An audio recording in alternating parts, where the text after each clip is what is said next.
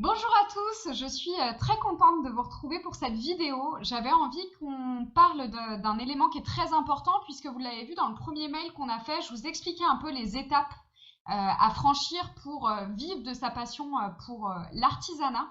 Et aujourd'hui, j'avais envie qu'on prenne un exemple très inspirant d'une créatrice qu'on affectionne particulièrement et qu'on suit maintenant depuis 2 ans, en fait, enfin 1 an et demi, 2 ans. C'est Nathalie. Et Nathalie, elle va vous expliquer un petit peu comment elle est passée de l'étape de j'ai une envie, j'ai une idée de vivre de l'entrepreneuriat un jour, de l'entrepreneuriat créatif, à je vis de ma passion pour l'entrepreneuriat créatif et l'artisanat.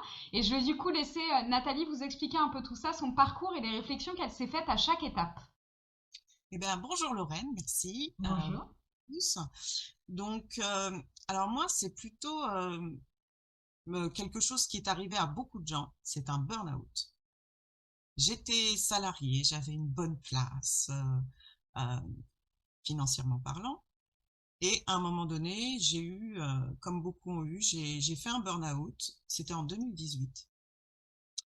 Et en fait, il m'a fallu un an vraiment de repos pour passer à autre chose. Et l'année suivante, j'ai commencé à m'intéresser à la lithothérapie, surtout au bien-être. Voilà. Et l'année d'après, j'ai monté mon entreprise. Alors pourquoi j'ai monté mon entreprise? Déjà, je ne voulais pas retourner dans ma boîte. Je ne voulais pas retourner comme salarié. J'avais 47 ans, 48 ans. Je pense que je travaille depuis l'âge de 19 ans, donc j'avais un peu connu Il était temps. j'avais un peu tout connu, on va dire, dans le côté du salariat, parce que même si ma dernière boîte, j'étais restée longtemps, avant, j'ai fait plein de choses différentes. Et voilà, on arrive à une étape, j'ai un enfant quand même, donc j'en profitais très peu, j'avais peu de temps pour lui. Donc voilà, tout ça m'a amené à me dire, et si je me mettais à mon compte? Voilà. Et en rentrant dans la lithothérapie, j'ai découvert les pierres et la minéralogie. Et surtout, j'ai découvert qu'il y avait tout et n'importe quoi et que beaucoup de pierres étaient fausses, que les gens racontaient n'importe quoi sur les pierres. Et je me suis dit, ben moi, je suis devenue collectionneuse, j'adore les pierres. Et si ben, je leur proposais des vraies pierres, des pierres naturelles, des pierres dans, voilà, ils peuvent avoir confiance. Donc, j'ai lancé en 2020 mon entreprise avec l'aide de Pôle Emploi quand même, puisqu'entre-temps, j'ai été licenciée. Et bon, j'ai vécu comme ça, voilà, pendant presque un an. Et après, donc, je me suis dit qu'il fallait vraiment que je me forme parce que je ne viens pas du marketing, je ne viens pas de la communication. Euh, je ne sais pas trop comment il faut parler. Mes prix, mes prix de vente étaient aussi, hein, étaient pas terribles non plus. Donc, je cherchais une formation euh, au moins sur quelques points. Et là, je suis tombée sur la formation à la Mano Stella, l'envol digital. Et j'ai vu que ça allait balayer euh, tout, c'est-à-dire de mes photos, par exemple, jusqu'à mon site en ligne. À savoir que j'avais déjà une boutique en ligne. Quand on voit mon site aujourd'hui, ça ressemblait pas à grand-chose, ma boutique en ligne avant. On voit que je maîtrisais pas les codes et j'avais besoin des codes, en fait. Et là, j'ai vu en effet que ma communauté a grossi, plus réagi.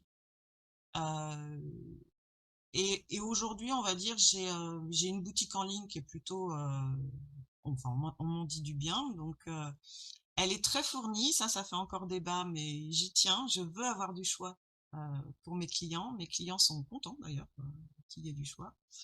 Donc il y a du choix. Et dernièrement, j'ai fait une autre formation, mais qui est plus sur le blog. Et en fait, le fait de travailler des articles de blog me permet euh, aussi de faire des publications beaucoup plus intéressantes parce qu'à la base, j'ai toute une matière en fait où je peux Hmm. tirer des publications.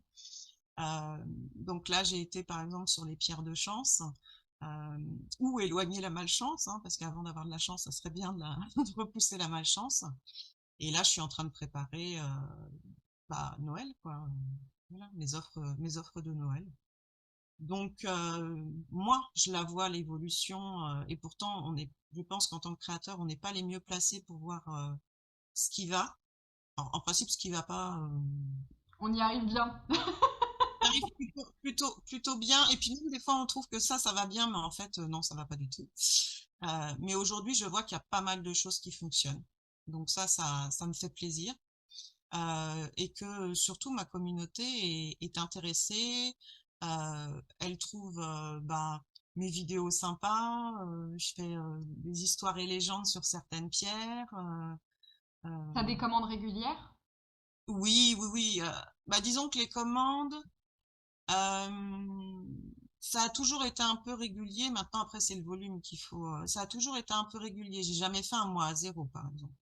Ça, je sais que il y a plusieurs créatrices ou créateurs qui ont ce souci. J'ai pas ce souci. Euh, mais bon, ça fait quand même 2 ans que mon site est là, que j'ai des référencements Bien Google. sûr.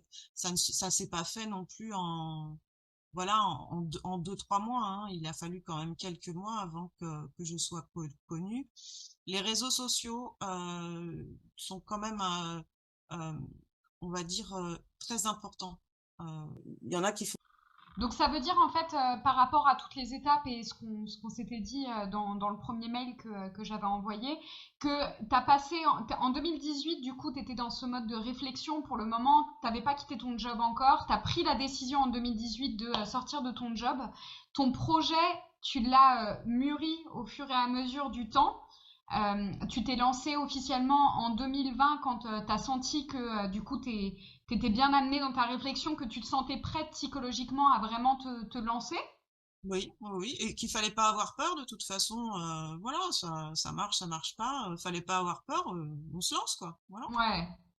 T'as avancé toute seule dans un premier temps, donc t'as essayé d'évoluer, voilà, de construire tes propres bases, et puis à un moment donné, tu t'es dit que peut-être que t'étais un petit peu limité, que t'avais besoin peut-être de voir d'autres perspectives, donc tu t'es formé notamment par le biais de l'envol digital, et ensuite, du coup, tu as revu tes fondamentaux par ce biais, ça t'a permis de te professionnaliser davantage, et aujourd'hui, t'es dans un stade où tu vends régulièrement du coup tes créations, enfin comme c'était le cas avant, mais tu sens qu'en tout cas tu as plus de maîtrise sur ton entreprise et que tu sais communiquer davantage, que tu as plus d'efficacité, que tu sais exactement où regarder pour avoir plus d'impact auprès de tes clients, c'est ça?